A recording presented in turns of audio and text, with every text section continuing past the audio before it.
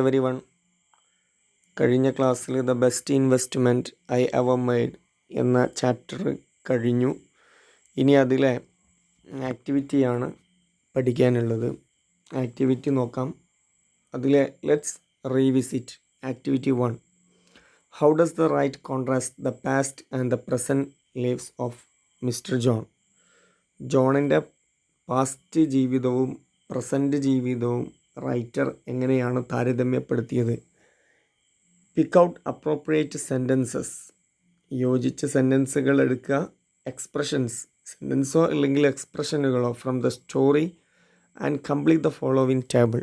സ്റ്റോറിയിൽ നിന്ന് യോജിച്ച സെൻറ്റൻസുകളോ എക്സ്പ്രഷനുകളൊക്കെ എടുത്തിട്ട് താഴെ കൊടുത്തിരിക്കുന്ന ടേബിൾ കംപ്ലീറ്റ് ചെയ്യാൻ വേണ്ടിയിട്ടാണ്. ഇതിൽ ഒരു എക്സാമ്പിൾ കൊടുത്തിട്ടുണ്ട്. പാസ്റ്റ്, അദ്ദേഹത്തിൻ്റെ പാസ്റ്റ് കാലത്ത് അദ്ദേഹം എങ്ങനെയായിരുന്നു, പ്രസൻറ്റ് ഇപ്പോൾ അദ്ദേഹം എങ്ങനെയാണ് എന്നുള്ളതാണ് ഇതിൽ ചേർക്കാനുള്ളത്. ഓക്കെ, അപ്പോൾ പാസ്റ്റിൽ അദ്ദേഹം the young man had fallen victim to the low society of the സ്ട്രീറ്റിലെ മോശപ്പെട്ട സൊസൈറ്റിയിലെ അദ്ദേഹം അതിലൊരു വിക്റ്റിമായി മാറി. എന്നാൽ പ്രസൻറ്റിലേക്ക് വന്നപ്പോൾ അദ്ദേഹം ജീവിതത്തിലേക്ക് വീണ്ടും രണ്ടാമത് ജീവിതത്തിലേക്ക് വന്നപ്പോൾ പ്രസൻറ്റിൽ interested to study the methods employed in dealing with cases of backward, maladjusted and delinquent youth. Maladjusted എന്ന് പറഞ്ഞാൽ സാമൂഹികമായി പൊരുത്തപ്പെട്ടു പോകാൻ പ്രയാസമുള്ള ആളുകൾ.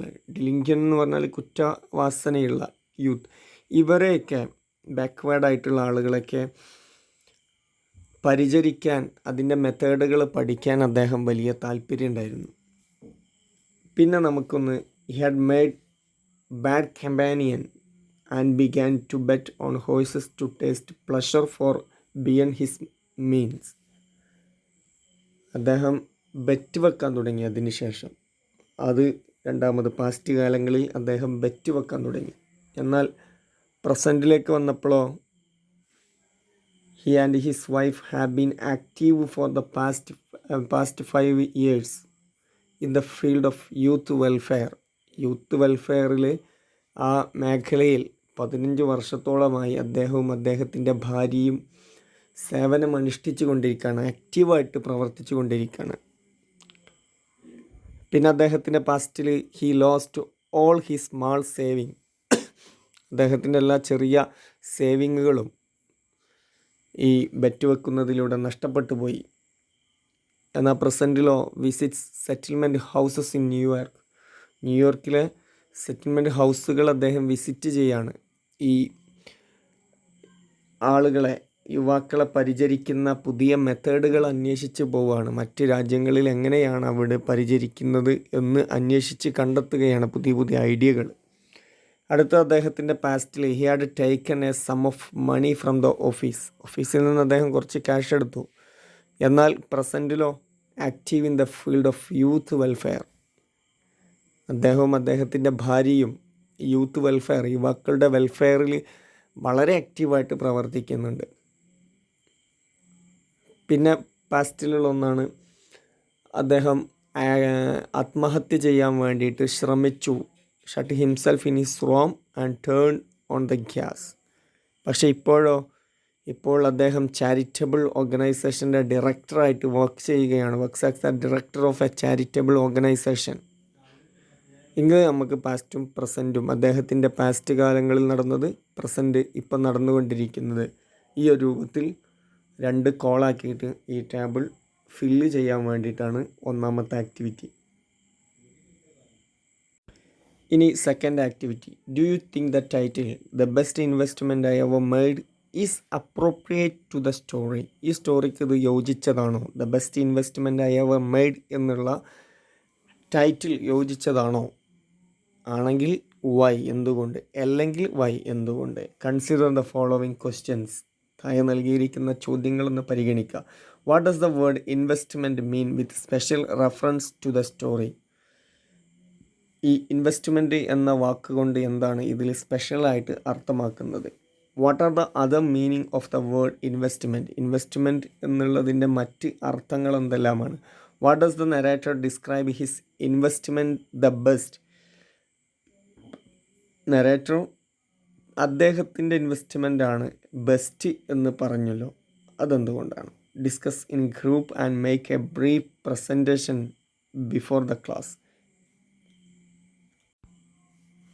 അപ്പോൾ നമുക്കതിൽ ആദ്യത്തെ ചോദ്യം, ഇത് the best investment I ever made is appropriate to the story. ഈ ടൈറ്റിൽ സ്റ്റോറിക്ക് അപ്രോപ്രിയേറ്റ് ആണോ എന്നുള്ളത് അതിൻ്റെ ആൻസർ നോക്കാം. ദ വേർഡ് ഇൻവെസ്റ്റ്മെൻറ്റ് എന്ന വാക്ക് literally mean the act of putting money, time, effort etcetera into something to make a profit or an advantage. എന്തെങ്കിലും പ്രതിഫലമോ നേട്ടമോ ഒക്കെ കിട്ടാൻ വേണ്ടിയിട്ടാണ് നമ്മൾ ഇൻവെസ്റ്റ്മെൻറ്റ് ചെയ്യാറുള്ളത്. ക്യാഷോ സമയമോ എഫേർട്ടോ ഇതൊക്കെ നമ്മൾ നടത്തുന്നത് അതിനോട് എന്തെങ്കിലും പ്രോഫിറ്റോ അഡ്വാൻറ്റേജോ ഒക്കെ ഉണ്ടാകും. But doctor A G Crone used the word to connection with he story in a different sense. പക്ഷെ അദ്ദേഹം ഈ സ്റ്റോറിയിൽ ഇൻവെസ്റ്റ്മെൻറ്റ് എന്നത് വാക്ക് ഉപയോഗിച്ചിട്ടുള്ളത് മറ്റൊരു രീതിയിൽ, കാഴ്ചപ്പാടിലൂടെയാണ്. He invested his money, time and effort not for any worldly gain.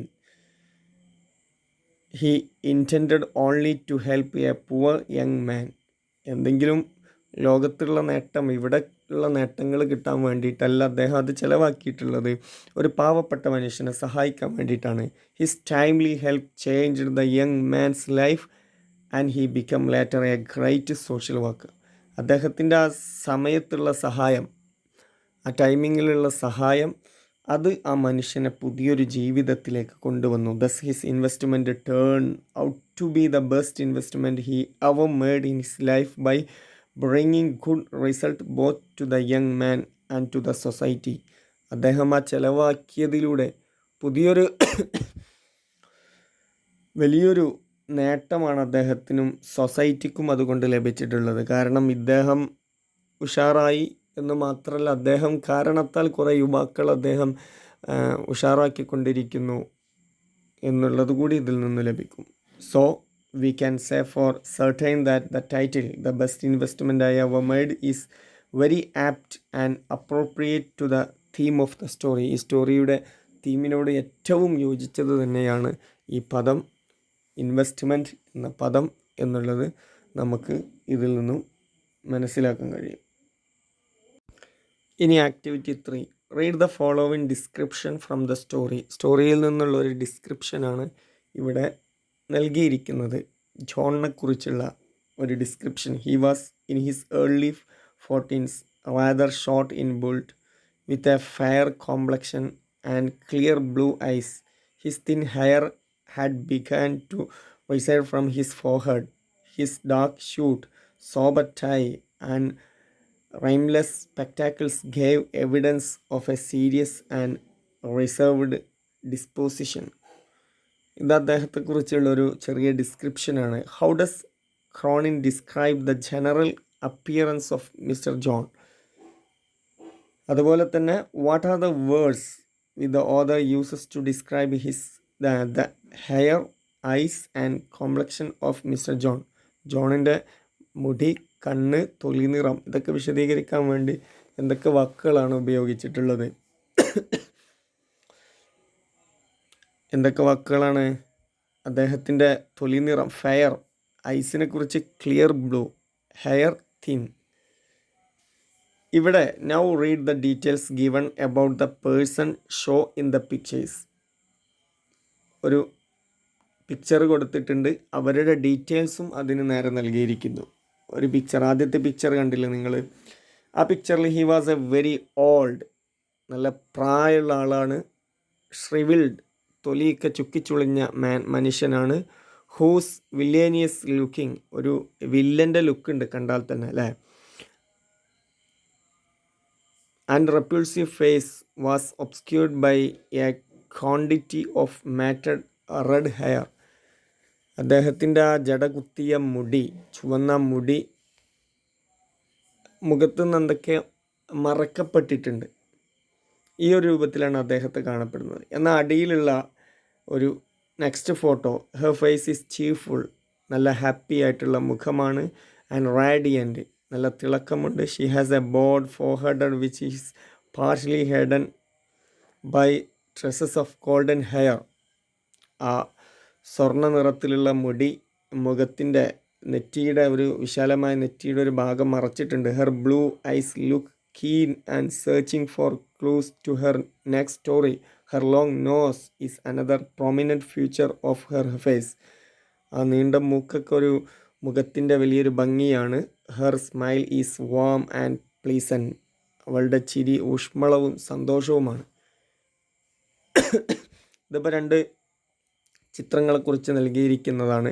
ഇനി നിങ്ങൾക്കുള്ള വാക്ക്. Do you know the names of this 2 people pictured here? The first one is fictional character Fagin of Oliver Twist, and the second picture of J.K. Rowling, who became famous by her Harry Potter series of novels. ഈ 2 പേരാണ് മുകളിൽ കൊടുത്തിരിക്കുന്നത്. ഇനി now prepare a brief description about your friend or a film star. ഒരു film സ്റ്റാറിനെ കുറിച്ചോ നിങ്ങളുടെ ഫ്രണ്ടിനെ കുറിച്ചോ ഈ ഒരു രൂപത്തിൽ എഴുതാൻ വേണ്ടിയിട്ടാണ്. ഹെയർ സ്റ്റൈല്, അതുപോലെ ഹെയർ, ഐ, തൊലി നിറം, ഇതൊക്കെ ഉൾപ്പെടുത്തിയിട്ട് നിങ്ങളുടെ കൂട്ടുകാരനെ കുറിച്ച് എഴുതാൻ വേണ്ടിയിട്ടാണ് 3ാമത്തെ ക്വസ്റ്റ്യൻ.